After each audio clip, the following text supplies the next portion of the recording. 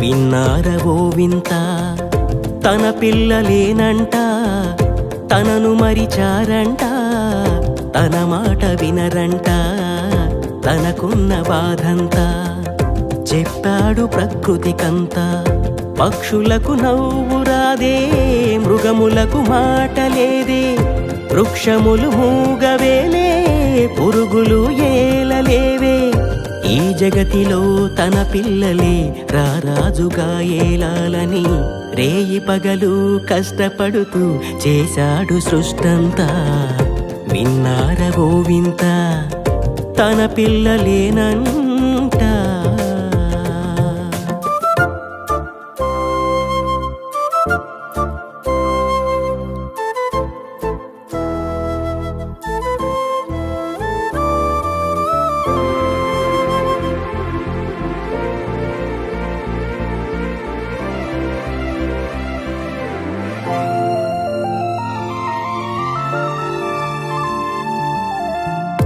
ఈ సృష్టిలో ఉన్నదంతా సేవ చేసే దూతలంట.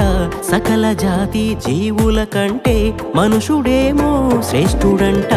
అందుకేగా సూర్యుడేమో టైము ప్రకారం వస్తాడంట.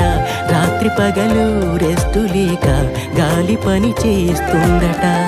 చెట్టు ఫలము మనిషి కంట, చెట్టుకేమో వేస్ట్ అంట. ఆవు పాలు మనిషి కంట, దానికేమో గడ్డి అంట. సృష్టి కంటే గొప్పగా చేసిన తండ్రిని మరిచారట. విన్నారవో వింత తన పిల్లలేనంట.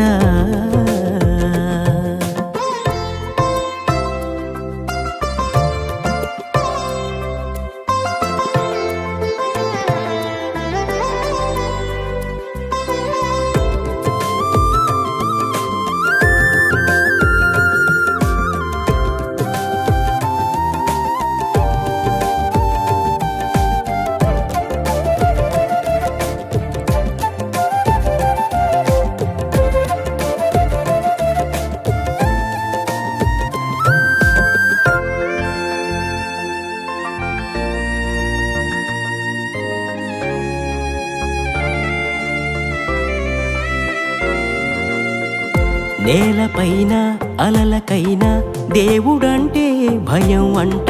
ఘోషిస్తూ ఉన్న ఎన్నడైనా దైవ మాటను మీరదంట. దైవ రూపాన్ని పిల్లలేమో పక్షి పురుగుగా మార్చిరంట. హేయమైన పేర్లు పెడుతూ హేళనేమో చేసిరంట. ఎద్దువావని మనిషినంటే ఎందుకో కోపం అంట.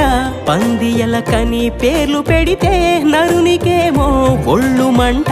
న్యాయమేదో చెప్పమంటూ ప్రకృతిని సాక్షిగా పెట్టెనంట. విన్నారవో వింత తన పిల్లలేనంట, తనను మరిచారంట, తన మాట వినరంట, తనకున్న బాధంతా చెప్పాడు ప్రకృతికంతా. పక్షులకు నవ్వు రాదే, మృగములకు మాట లేదే, వృక్షములు మూగవేలే, పురుగులు ఏలలేవే. ఈ జగతిలో తన పిల్లలే రారాజుగా ఏలాలని రేయి పగలు కష్టపడుతూ చేశాడు సృష్టంతా.